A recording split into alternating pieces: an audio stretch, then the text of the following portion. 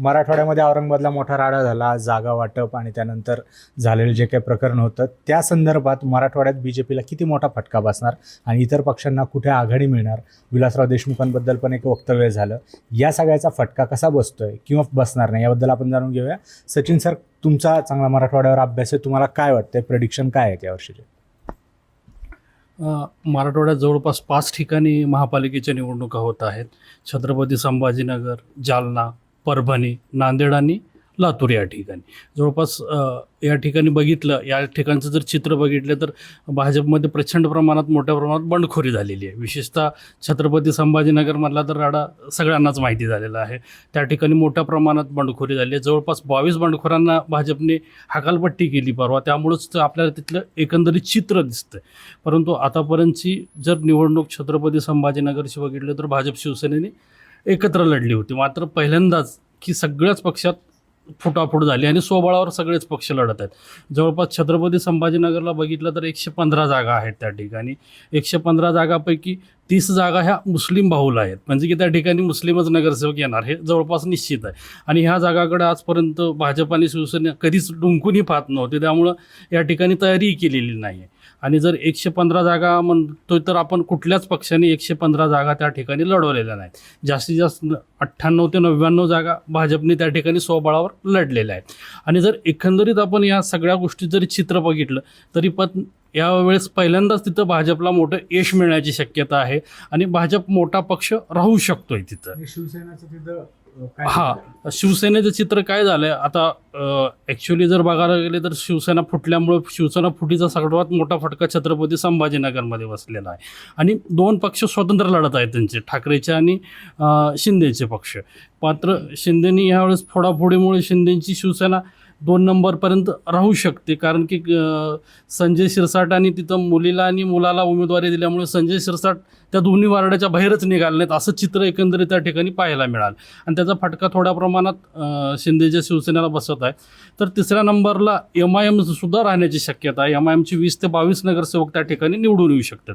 आणि 4थ्या नंबरला जर बघितलं तर 15 ते 20च्या आसपास उद्धव ठाकरेंच्या सीट्स राहतात. आता सीट्सचं जर सांगायला गेलं तर आपण एकंदरीत तुम्हाला आकडेवारीच सांगतो मी त्या ठिकाणचे, की भाजपला 25 ते 30 जागा मिळतील, म्हणजे पहिला नंबरवर राहील. आणि शिंदेच्या शिवसेनेला 20 ते 25 जागा त्या ठिकाणी लागतील.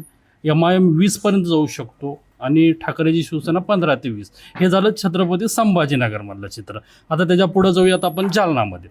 जालनामध्ये एकंदरीत आतापर्यंत काँग्रेसचं वातावरण होतं आणि जालना काँग्रेससाठी पोषक होता, कारण की तिथले स्थानिक आमदार कैलास गोरंट्याल आतापर्यंत काँग्रेसमध्ये होते. मात्र निवडणुकीच्या तोंडावरच ते भाजपमध्ये आलेले आहेत. आणि कैलास गोरंट्याल भाजपमध्ये आल्यामुळे आणि महापालिकेवर त्यांचे वर्चस्व आहे, त्यामुळे 65 जवळपास 40 जागा एकतर्फी तिथं भाजप जिंकू शकेल असं सध्याचं चित्र आहे. त्यामुळं जालन्यातही भाजपला मोठा लाभ होताना दिसत आहे. त्या तुलनेत त्या ठिकाणी 2 नंबरवरती शिंदेची शिवसेना असण्याची शक्यता आहे. तर ठाकरेची शिवसेना कमी जागा त्या ठिकाणी लढेल.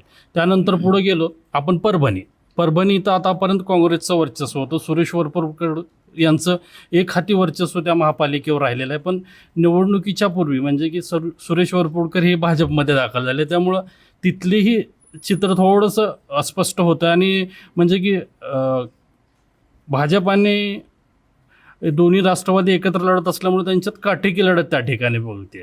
आणि एकंदरीत त्या ठिकाणी काटेकी लढत जरी असली तरी भाजप आणि राष्ट्रवादीमध्ये फारसं जागेचं अंतर राहण्याची शक्यता नाही, त्यामुळं थोडंसं तिथलं चित्र थोडंसं भाजपला पोषक नाही असं वाटतंय. म्हणजे की एकंदरीत पुढे गेलं तर आपण नांदेड महापालिकेत एखादी आतापर्यंत अशोकराव चव्हाणांचं वर्चस्व राहिलेलं आहे.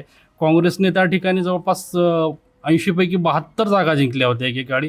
आणि आता जर चित्र बघितलं तर तसंच आहे. आणि कारण की अशोक चव्हाणासोबत पूर्ण काँग्रेस भाजपमध्ये गेलेली आहे, त्यामुळं भाजप त्या ठिकाणी सत्तेत येऊ शकतो. म्हणजे नांदेडमध्ये आता लातूरचं जर बघितलं तर लातूरमध्ये टफ फाईट आहे काँग्रेस आणि भाजपमध्ये, कारण की थोडंसं त्यातले स्थानिक तिथली गणितं थोडीशी बिघडली. आणि ऐन वेळेस भाजपने नेतृत्व अर्चना पाटील चाकूरकर परत संभाजी पाटील निलंगेकरांना दिला.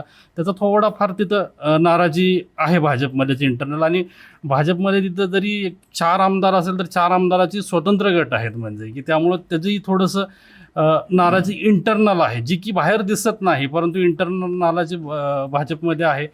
संभाजी पाटील निलंगेकर यांच्याकडे नेतृत्व गेल्यामुळं अभिमन्यू पवार असतील किंवा रमेश कराड असतील किंवा अर्चना पाटील चाकूरकर असतील, हे थोडंसं वेगवेगळे लढताना किंवा दिसत आहेत. त्यामुळं थोडंसं भाजपला या ठिकाणी नाराजीचा फटका बसू शकतो.